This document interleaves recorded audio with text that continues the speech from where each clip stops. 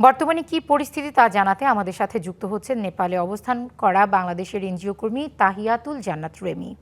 Remi, নেপালের আকস্মিক বন্যার সর্বশেষ তথ্য আপনার কাছে কি আছে সে বিষয়ে আমাদেরকে জানাবেন। এই মুহূর্তে আমি কাঠমান্ডুতে আছি। তো যেহেতু কাঠমান্ডুর ললিতপুরে আছি, এটা যে অঞ্চলগুলো প্লাবিত বন্যায় ক্ষতিগ্রস্ত হয়েছে সেই অঞ্চলগুলো থেকে বেশ দূরে। কিন্তু এখানে পোখারা এবং যে অঞ্চলগুলো প্লাবিত হয়েছে সেখানকার শিক্ষার্থীরাও আমাদের সঙ্গে অংশগ্রহণ করেছেন।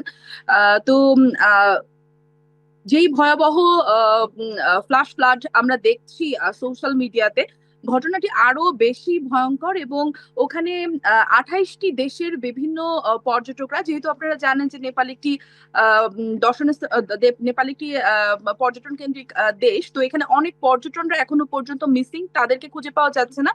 তবে এখানকার বেশ কিছু পত্রিকা যেমন আওয়াজ এবং অন্য পত্রিকা, নেপাল টাইমস, এই পত্রিকাগুলোতে দেখা যাচ্ছে যে পুলিশ প্রচন্ড রকমের চেষ্টা করছে, তারা তাদের সর্বাত্মক চেষ্টা করছে রেস্কিউ করবার জন্য।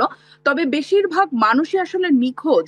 যাদেরকে রেস্কিউ করা যাচ্ছে দেখা যাচ্ছে যে তাদের পরিবারের অনেকেই কিন্তু নিখোঁজ, এবং ছোট শিশুরা এবং নারীরা সবচাইতে বেশি ডিফিকাল্ট সময়ের মধ্য দিয়ে যাচ্ছে এই মুহূর্তে। আর কাঠমান্ডুতে এই মুহূর্তে সেরকম কোনো আজকে এখানে রোদ উঠেছে এবং গতকাল বেশ মেঘাচ্ছন্ন একটা আবহাওয়া ছিল, কিন্তু আজ এখনো পর্যন্ত কাঠমান্ডুর অবস্থা ভালো।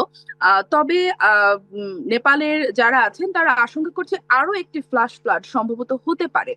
আর যেই পথগুলো ক্ষতিগ্রস্ত হয়েছে, যে সড়কগুলো ক্ষতিগ্রস্ত হয়েছে, ওই সড়কগুলো মূলত কাঠমান্ডুর সঙ্গে মূল যে নেপালের যে মূল কাঠমান্ডু তার সঙ্গে সংযোগস্থল। তো ওই সংযোগস্থলগুলো যেহেতু বিচ্ছিন্ন হয়েছে, তাই যাতায়াত ব্যবস্থা তো ক্ষতিগ্রস্ত হচ্ছেই, এবং এর পাশাপাশি আসলে রেস্কিউ করার কাজটাও বেশ জটিল হয়ে যাচ্ছে।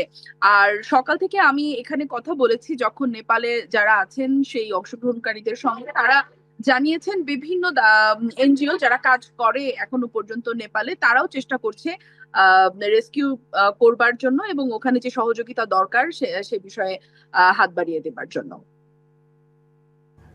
ধন্যবাদ রেমি।